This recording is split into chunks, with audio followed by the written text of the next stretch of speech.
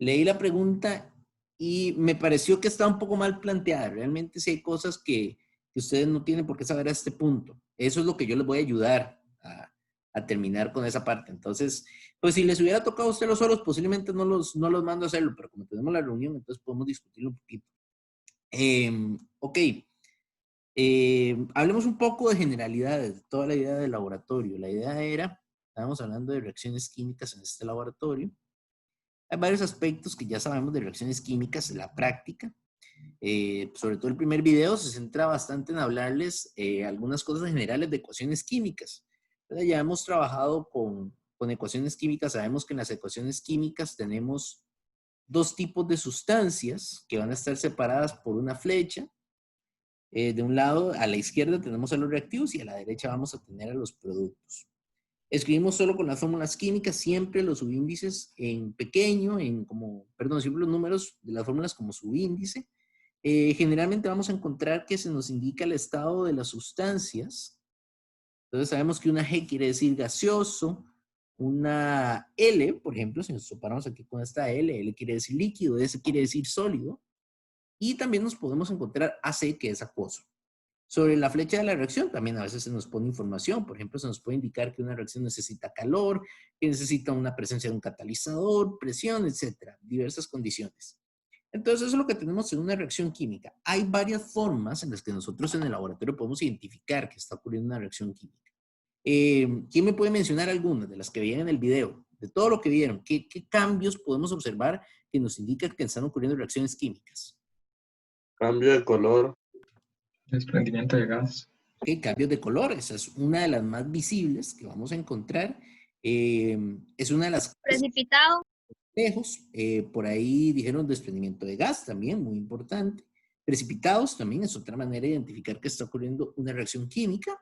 ¿Qué más? Relacionado con la energía, ¿qué podemos ver?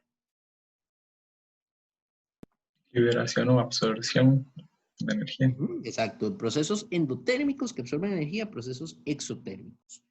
Entonces, varios de estos factores se les mostraban en los videos. Por ejemplo, se les mostraban reacciones exotérmicas. Por ejemplo, por ahí se hablaba de una reacción exotérmica de producción de nitrato de cobre, ¿verdad? Que generaba un líquido de color verde, que era el nitrato de cobre disuelto, emanaba un vapor de color café y también liberaba energía del proceso. Entonces nosotros podemos medirlo como ellos en el laboratorio, que lo hacen como un termómetro, o bueno, nosotros físicamente vamos a notar también que hay un incremento de la temperatura en el recipiente. Proceso contrario también, por ejemplo, ahí había una reacción química que involucraba bicarbonato de sodio por ahí. No, mentiras, perdón, hidróxido de bario. Una reacción con hidróxido de bario por ahí, que es una reacción endotérmica. Más bien la temperatura se reducía y vamos a sentir el recipiente más frío. Entonces podemos también tener no solo cambios físicos en la materia, sino que también cambios en términos de la energía. Todo eso nos indica que hay reacciones químicas. En el laboratorio se estudiaron 4 tipos de procesos de reacción química. Específicamente reacciones en disolución acuosa. Entonces, en los videos veníamos viendo experimentos de precipitación, reacciones de neutralización, reacciones redox y reacciones de complejometría, que son las últimas. Entonces ya los 3 primeros escenarios, bueno, ya los tenemos un poco más estudiados. Por ejemplo, lo que son reacciones de precipitación, por ejemplo.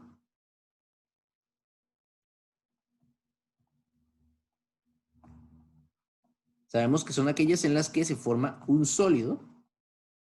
Y por ahí en los experimentos venían 2 reacciones de precipitación. Por ahí venía una reacción de precipitación en la que se formaba un sólido de color amarillo. ¿Identifican cuál es ese sólido? El de color amarillo.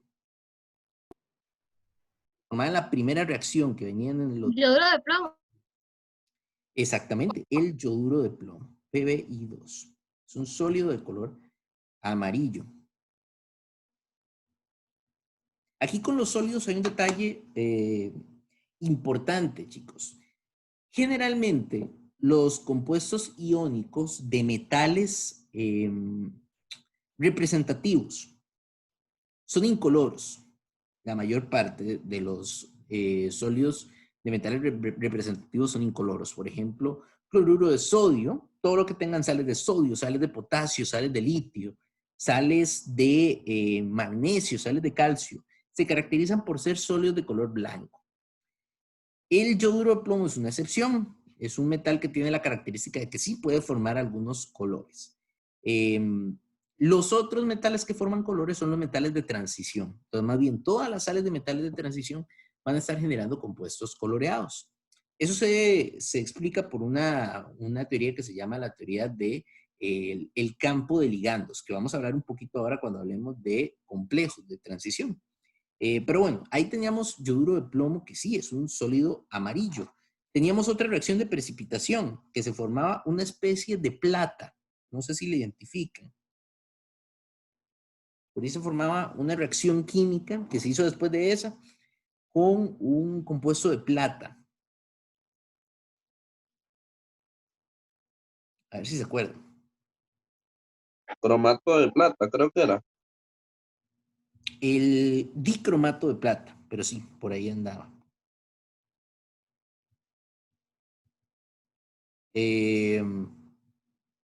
No, perdón, era dicromato, cromato. Ya no recuerdo la reacción que venía del video. Voy a corroborar. Y era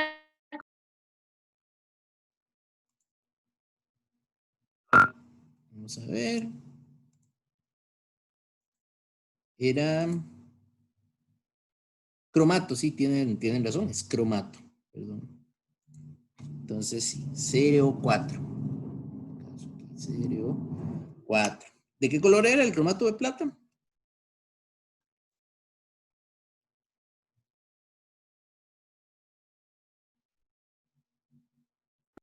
rojo. Ajá, era como un sólido rojizo. Rojo,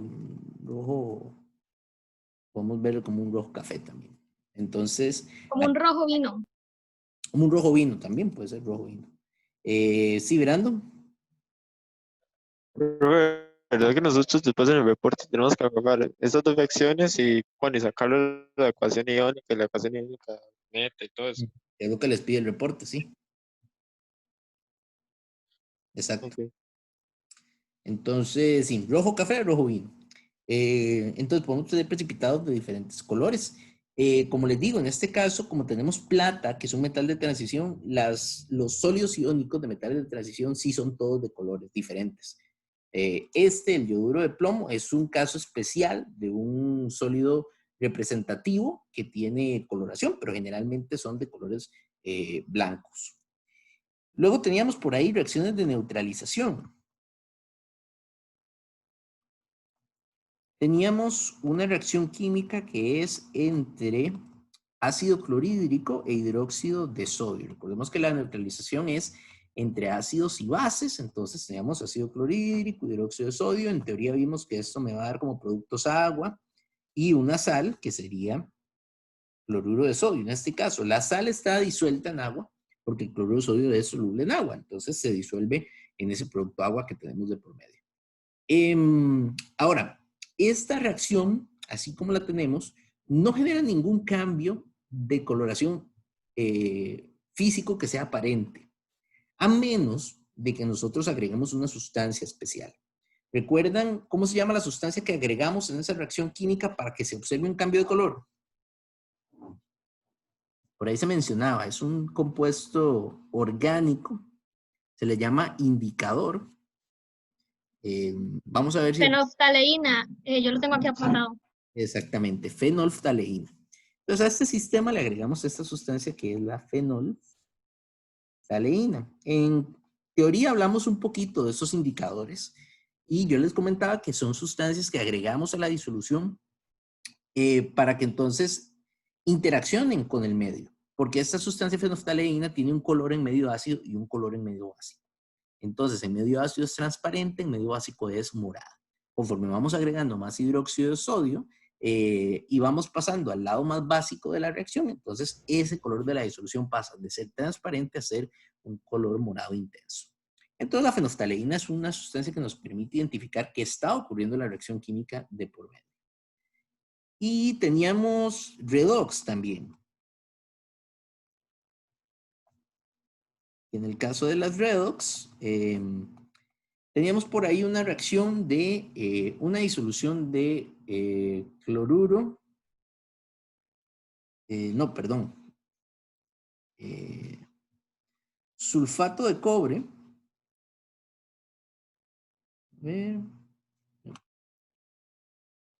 cobre,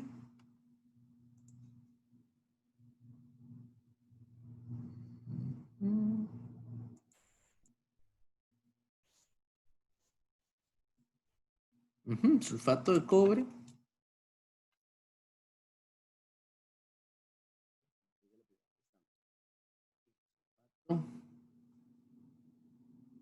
de cobre reaccionaba con zinc y formaba cobre sólido y sulfato de zinc.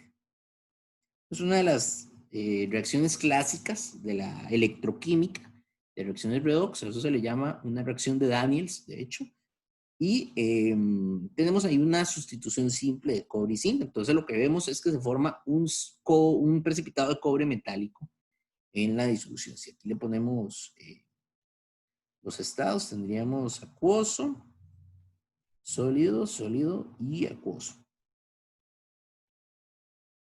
Ok, esa es una de las reacciones redox que se hacen en el experimento. Por ahí se hace otra reacción redox. ¿Alguno recuerda cuál era?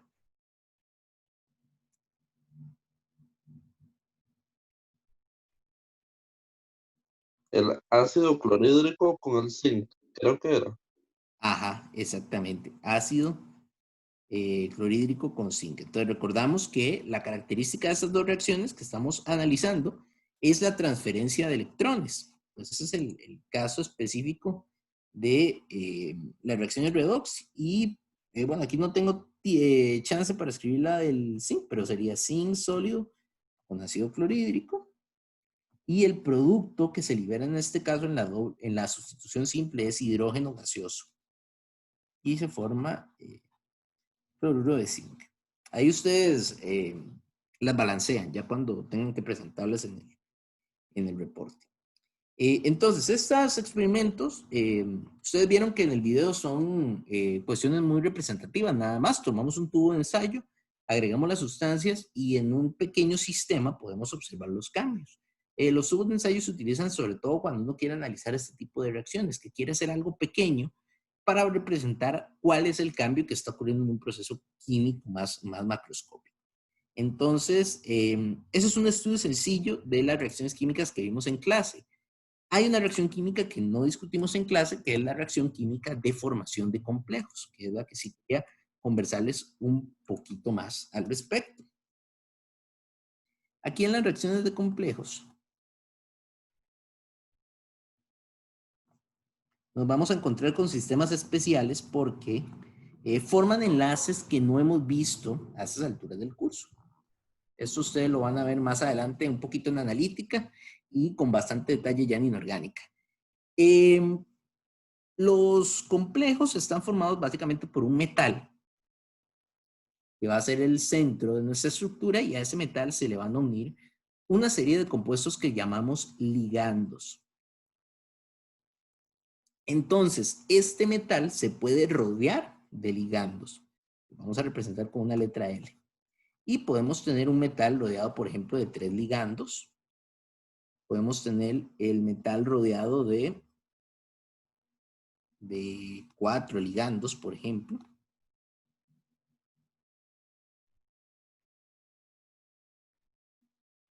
Podemos tener al metal rodeado, voy a dibujar esto un poquito más separado.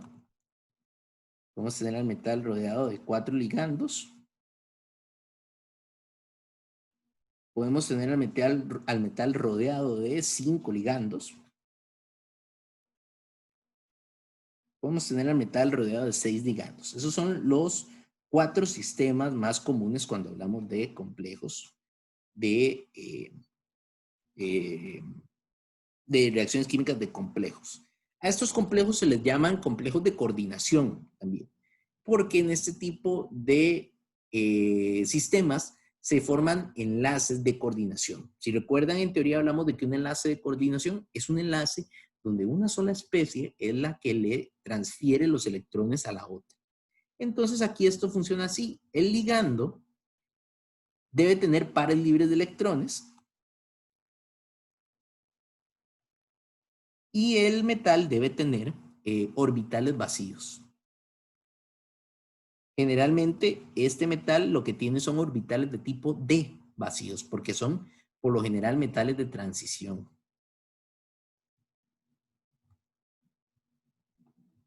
Entonces el ligando toma su par libre de electrones, se acerca al orbital del metal y hace un enlace coordinado. Por eso es que aquí podemos tener inclusive 6 coordinaciones, porque acá no nos preocupamos por la regla del octeto, porque la formación de enlace no se da directamente con los electrones de valencia del metal, sino que estamos coordinando enlaces con orbitales vacíos que tenga el metal. Entonces, por ahí podemos tener interacciones desde 3 hasta 6 metales. Entonces, nosotros esto lo escribimos como un corchete cuadrado, ponemos el metal y luego entre paréntesis ponemos la cantidad de ligandos que están unidos a ese metal. Entonces, siempre que encuentren corchetes cuadrados, se trata de un complejo. El metal siempre se escribe primero, igual que en las demás reglas de nomenclatura, y los ligandos se escriben entre paréntesis y afuera del paréntesis se pone cuántos ligandos tiene la especie en cuestión. Esos complejos pueden ser neutros, pueden ser positivos o pueden ser negativos, dependiendo de la carga del metal y de la carga de los ligandos. Entonces, por ahí, las reacciones químicas que ustedes vieron en el último video son reacciones de formación de complejos de coordinación. Otras características de estas reacciones. Estos metales que se utilizan acá generalmente son metales de transición porque son los metales que tienen orbitales vacíos. Entonces, estos orbitales de transición, dependiendo de la cantidad de ligandos que tengan alrededor, pueden formar sales con colores. Entonces, estos complejos son muy llamativos de generar en el laboratorio porque tienen colores distintos. Y otra característica es que bueno, como les mencionaba, la carga de estas especies puede variar, puede ser positivo, puede ser negativo. Entonces también todo un complejo puede trabajar como un catión o puede trabajar como un anión, dependiendo de lo que tengamos. Ok, ¿cómo les queda esto, chicos? ¿Dudas? Vimos complejometría en menos de 10 minutos. Entonces, ¿cómo les quedó el asunto? ¿Estamos claros?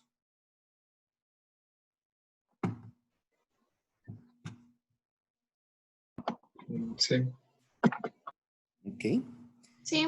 Vamos a ver los casos que ustedes tenían para el laboratorio. En el caso del laboratorio, ustedes tenían 3 reacciones de formación de complejos.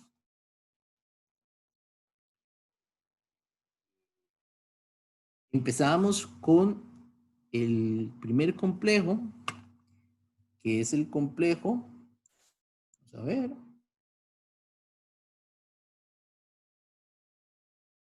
lo que formaban era el hexatiocianato ferrato 3 de hierro 3. Ese era el primero. Entonces, lo que les pide el reporte es que ustedes escriban la ecuación de formación con los reactivos y el color que tiene al final el sistema. Entonces, en ese primer sistema, ustedes ponían a reaccionar cloruro de hierro. De hecho, en los 2 primeros sistemas se utiliza cloruro de hierro y se hace reaccionar con este compuesto que se llama tiocianato de potasio. Recuerden que esta especie, CN, es el grupo ciano. Cuando le agregamos un azufre, agregamos el prefijo tio, que quiere decir azufre, entonces tiocianato de potasio. Entonces, tiocianato de potasio con el fluoruro de hierro forma a la especie. Voy a escribir el nombre aquí abajo primero, porque a partir del nombre nos damos cuenta de cómo tiene que ir escrita esa estructura. Hexatiocianato ferrato. Todo eso va pegado. Hexatiocianato ferrato 3 de hierro 3. Entonces, esta es la parte en la que ya no dije nada. Esta es la parte en la que les quería ayudar porque ya la escritura de este tipo de fórmulas pues es un poquito complicada. Entonces, este nombre, yo sé que es extenso y raro, pero funciona de la misma manera que la nomenclatura que ya sabemos. Hexatiocianato-ferrato va a ser la parte negativa y el hierro va a ser la parte positiva, como en todo lo que hemos hecho hasta ahora en nomenclatura. Entonces, eso quiere decir que hierro es el catión en la parte positiva y luego vamos a tener un anión, que toda esta especie es el anión. Y ese anión sería, ponemos paréntesis primero. Por aquí nos dice que es hexatiocianato ferrato. Toda esta especie, esa subespecie, el nombre del complejo, también funciona como las nomenclaturas de compuestos inorgánicos normales. Entonces, esta primera parte, hexatiocianato, va a ser la parte negativa y ferrato va a ser la parte positiva. Entonces, quiere decir que aquí tenemos hierro y tenemos, según esto, hexa quiere decir 6 y tenemos tiocianato. Entonces, a este hierro dentro del complejo están unidos 6 tiocianatos. Entonces, ya ahí escribimos el complejo, hierro y tiocianato. Ahora, el detalle es el siguiente. Tenemos que hacer un pequeño cálculo de cargas para ver cuál es la carga de toda esta especie. El tiocianato, como pueden ver ustedes en esta fórmula, según el cambio de cargas, debería tener una carga de -1, porque el potasio tiene una carga de +1. Entonces, aquí tenemos 6 tiocianatos, tenemos una carga de -6 en total. Y nos dice que el hierro, vamos a ir marcando aquí las cargas, entonces todo el tiocianato tiene -6 y nos dice que el hierro tiene +3. Entonces, ¿cuál sería la carga completa de este complejo, chicos? Solo el complejo.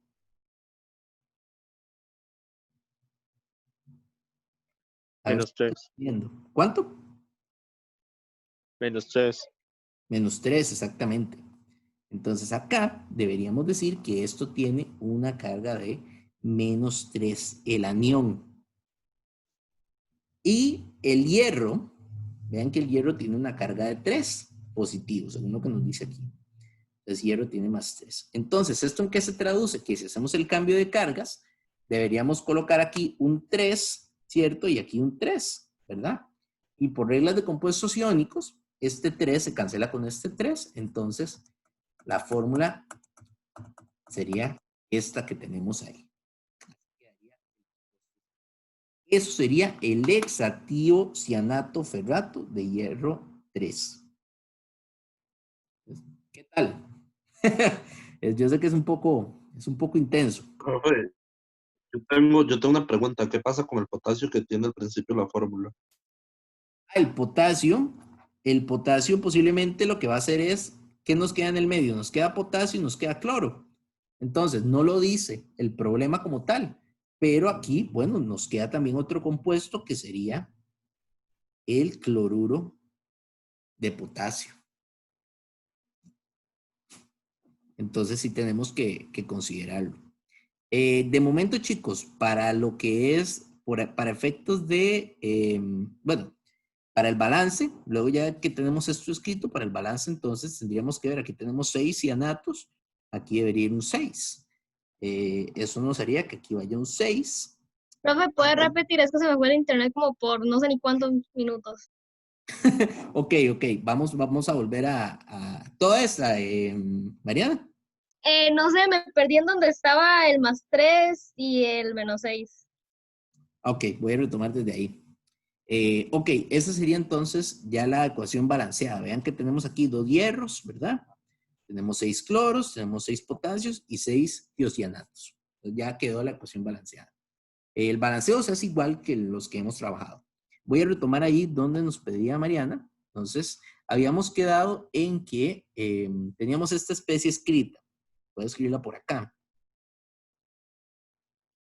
Ya habíamos definido que son 6 ligandos. Son 6 ligandos tiocianato, un átomo de hierro dentro del complejo y un átomo de hierro por fuera. Ahora el detalle es cuáles son las cargas de estas especies. Teníamos que el cianato, como podemos verlo acá en este caso con el tiocianato de potasio, el tiocianato tiene que tener una carga de -1 porque el potasio tiene carga de +1. Entonces, para que esto sea neutro, tiocianato tiene que tener -1. Si son 6 tiocianatos, ponemos -6. Y el hierro, acá el ferrato, nos está indicando el nombre que tiene una carga de +3.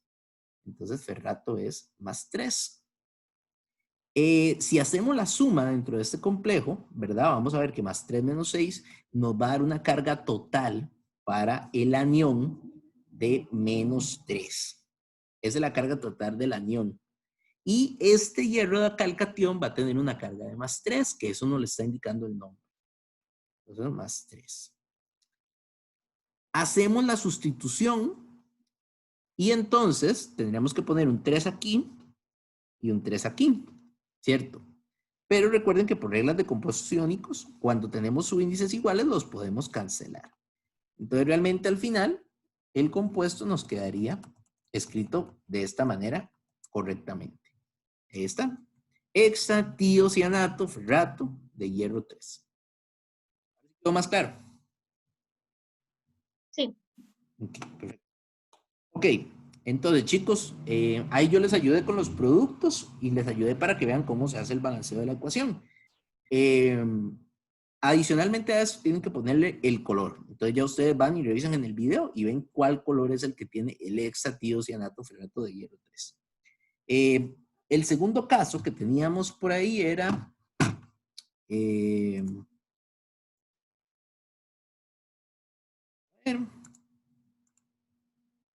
era cloruro de hierro, nuevamente.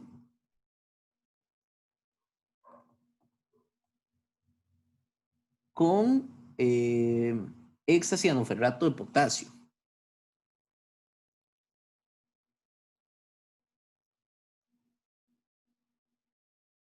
Estas fórmulas ustedes las sacan del video, porque en el video ellos colocan la fórmula química de los compuestos. Entonces ya esta fórmula nos la dan en el video. Entonces, eso reacciona y el producto que se va a formar en ese caso, vamos a colocar el nombre, es ferrocianuro férrico.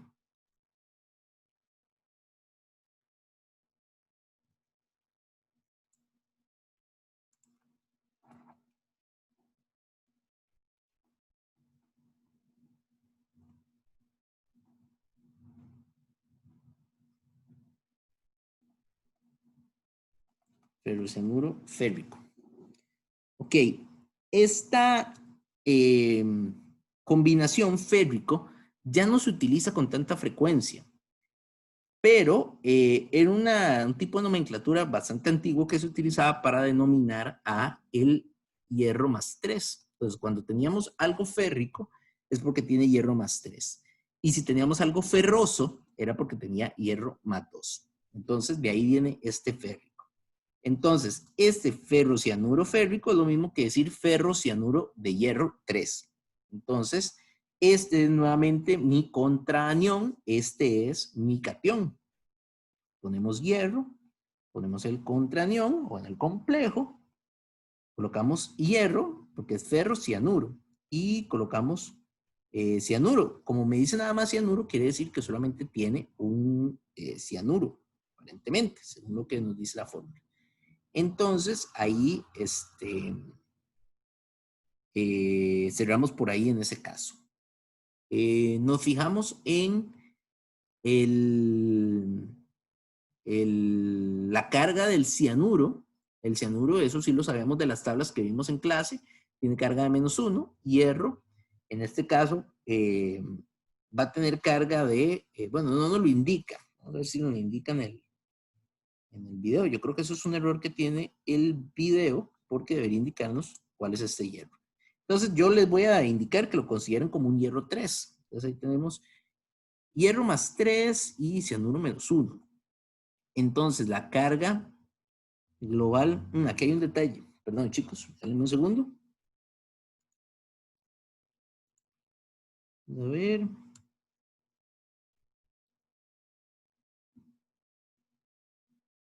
Porque esto creo que ya es un error que trae el video como tal. Ahora que lo estoy viendo con más detalle. Vamos a ver.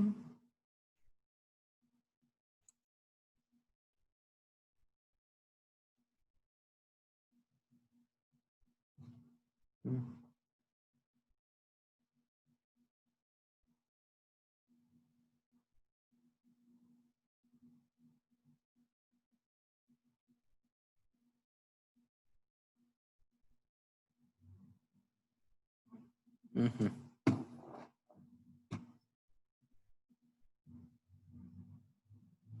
Sí. Esta es una de las que por eso yo le dije ayer a Verónica que esto era mejor no revisarlo con cuidado, pero para eso entonces trabajémoslo como lo estamos trabajando ahorita. Aquí el detalle es que el nombre está equivocado porque esto debería ser hexacianoferrato o hexacianoferro. Entonces aquí nos falta un 6. Ese es un error que tiene el video. Con eso entonces tendríamos un caso parecido al de arriba. -6 más 3, eso me va a dar una carga global de -3. Y si el hierro aquí afuera también es +3, entonces las cargas se van a cancelar y el compuesto quedaría así escrito de esta manera. Entonces deberíamos cambiarlo como hexacianoferrato. Y por ahí nos va a quedar el mismo compuesto que en el caso anterior, cloruro de potasio por otro lado.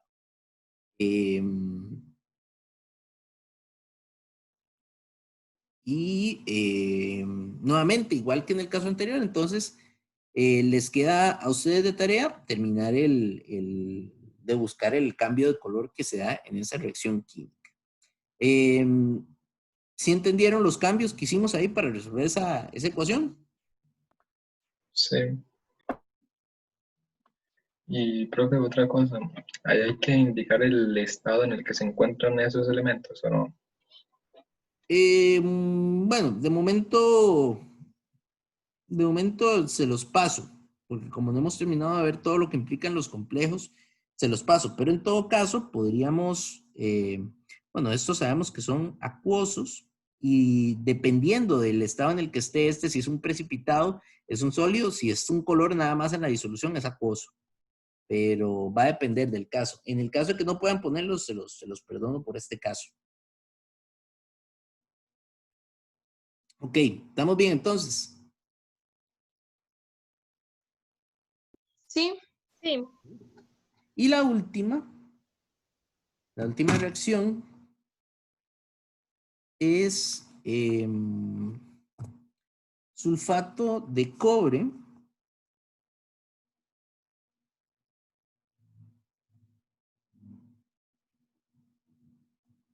de una coloración azul con amoníaco, NH3. Y en este caso, el complejo que se está formando lleva por nombre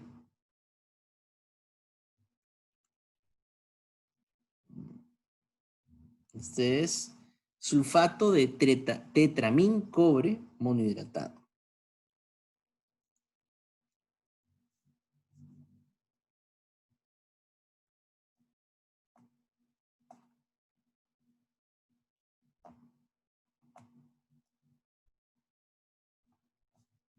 Cobre, debe ser cobre 2, ahorita corroboro, cobre 2, sulfato de tetramín cobre monohidratado. Entonces, acá sulfato va a ser nuestro anión. Ahora el complejo es un catión, que es el complejo tetraamín cobre. ¿Qué tenemos por ahí? Tenemos cobre como metal y tenemos tetra, que son 4, y amín, que son grupos amino. Solo que en este caso, un grupo amino, cuando hablamos de complejos, se refiere a un grupo NH3, no un NH4, como normalmente lo veríamos, sino un grupo NH3. Entonces sería cobre NH3 y tenemos 4 NH3. Cerramos el complejo y ponemos por fuera sulfato, SO4. Y ese SO4 tiene una carga de -2. Entonces, por acá, en términos de cargas, resulta que este ligando amino pues no tiene carga. NH3 es una molécula, entonces no tiene ninguna carga. Esto no aporta carga, solamente tenemos un cobre de carga +2 y tenemos sulfato de carga -2. Entonces las cargas se cancelan y esta sería la fórmula correcta para ese compuesto. Y nos dice que además es monohidratado. Monohidratado, si ustedes recuerdan, los complejos hidratados son aquellos donde hay moléculas de agua dentro de la estructura cristalina del compuesto. Entonces, eso lo representamos con un punto y le ponemos una molécula de agua. Es decir, monohidratado. Si fueran 2 o 3, entonces le escribimos aquí 2 o 3 moléculas de agua, dependiendo de lo que nos diga la fórmula. Pero esa sería entonces la fórmula del compuesto. Queda ya para ustedes hacer el balance y, bueno, no, yo creo que los balances los pueden omitir en este caso. Solamente escriban los productos y escriban cuáles son los colores que da la reacción química. Esta preparación de este complejo es bastante interesante. Ahí en el video se les enseña a utilizar un instrumento que se llama un Kitasato y un sistema de filtración Buchner. Entonces, este tipo de sistemas se utilizan para hacer filtraciones al vacío. Nosotros hemos realizado en el laboratorio filtraciones con un embudo por gravedad. Ese es el nombre que se le da a ese sistema. ¿Por qué? Porque el líquido baja por gravedad a lo largo del embudo. Este sistema de filtración Buchner, lo que hace es que utiliza un sistema que genera vacío en el recipiente y al estar con vacío, entonces eso genera que la cámara del recipiente genere succión sobre el embudo, entonces va jalando poco a poco el líquido que se encuentra en el embudo. Es un sistema utilizado cuando la filtración es muy lenta. Entonces se le pone un sistema de filtración Buchner y eso permite que sea más rápido el proceso. En el video se mostraba que teníamos el embudo de tipo Buchner, que lo que tiene es una llavecita adicional. Perdón, el embudo, el embudo Buchner. El embudo Buchner lo que tiene es una salidita adicional al lado y eso es lo que se conecta al vacío. Y por aparte teníamos el Kitasato. No, perdón chicos, perdón. Desde lo estoy diciendo al revés. El Kitasato es el recipiente de vidrio que tiene la salidita hacia el vacío. Y el embudo Buchner es un embudo literalmente, pero está hecho de porcelana. Entonces se coloca en la parte de arriba, tiene un tapón, se ajusta el Kitasato y tiene unos puntos que es por donde va a ir fluyendo el líquido a través del embudo. Se le coloca un papel de filtro igual, que se coloca el embudo sobre el Kitasato y el Kitasato se conecta a un sistema de vacío. En el video se muestra una pila. Una pila es una manera de hacer vacío. Si conectamos esa manguera que sale de la pila y dejamos correr el agua que corre genera un vacío, una succión. Entonces así podemos generar vacío en un sistema de filtración. Sin embargo, se gasta mucha agua porque tenemos que dejar la pila abierta. Entonces ahora nosotros utilizamos mejor bombas de vacío, que es una pequeña bomba, tiene un motor, genera succión y eso genera el vacío a la hora de hacer la filtración. Entonces ya cuando ustedes lleguen a orgánica van a utilizar de esos sistemas de filtración Buchner, pero ya con bombas de vacío para poder hacer filtraciones de una manera más rápida. No sé si les queda alguna duda de esa parte que vieron en el video, de cómo se hacía la filtración o de lo que estamos discutiendo ahorita, de los complejos.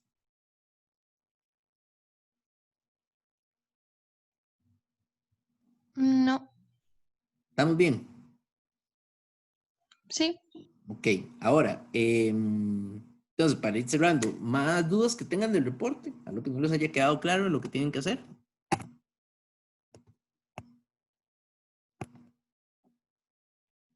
¿Estamos bien? Sí. Bueno, tal vez es un poco tonto, pero la primera, nosotros lo que tenemos que hacer es indicar cómo es que nosotros nos podemos dar cuenta que lo que está pasando es una reacción. Sí. Con Exacto. tres ejemplos. Exacto. Ok, chicos. Bueno, está bien. Entonces, si no tienen dudas, eso era lo que les quería explicar, principalmente sobre complejos de coordinación. No se preocupen demasiado de momento si no pueden entender completamente, ¿verdad? Toda esta parte de la nomenclatura. Lógicamente hay un montón de cosas que yo no les estoy explicando a ustedes de este tipo de nomenclatura por cuestiones de tiempo y porque no es momento para que ustedes se rompan la cabeza con esto. Pero ya en su momento ustedes van a llegar a trabajar este tipo de nomenclatura sin ningún problema. Entonces, nada más céntrense en escribir las indicaciones de los cambios de color que hubieron en las reacciones químicas. Si tienen alguna duda adicional, también se pueden apoyar un poco en el libro. En la página 77 del libro viene una pequeña explicación también de compuestos de coordinación. Entonces también pueden apoyarse un poco ahí. Pero de momento, tranquilos. Más adelante nos romperemos un poco más la cabeza con esto. Profe, entonces, de esta parte solo tenemos que poner el color. Sí, básicamente porque ya les ayudé un poco con las reacciones. Nada más revísenlas bien y hagan el balance. Nada más porque, por ejemplo, yo creo que esta hay que balancearla, si no me equivoco. Por ahí veo mucho amoníaco. Y el agua no la pongan dentro del balance, nada más el amoníaco. Pero sí, eso sería. Nada más terminen de balancearlas y... ¿El agua no se pone? ¿No cuenta? El agua no se pone porque el agua viene del medio. Entonces el agua no es parte de la reacción, sino que es agua del que quedó atravesada dentro del compuesto. Entonces no es necesario que la pongan dentro del balance. Ah, bueno. Entonces eso sería básicamente, chicos.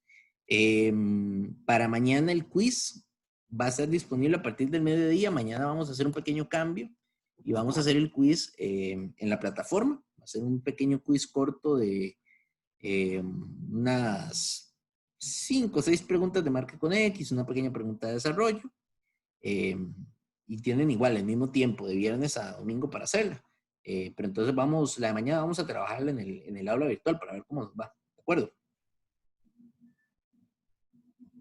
Está bien, profe. Listo, chicos. Y Está bien.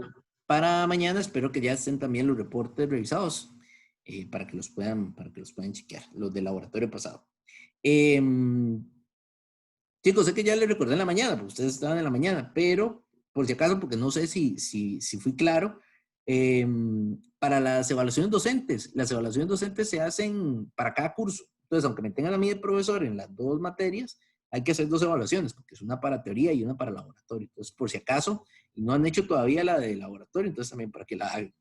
Está bien, chicos. Eso sería entonces. Dejamos por acá. Gracias, profe. Hasta luego. Gracias, Está bien, profe. muchas gracias. Hasta luego.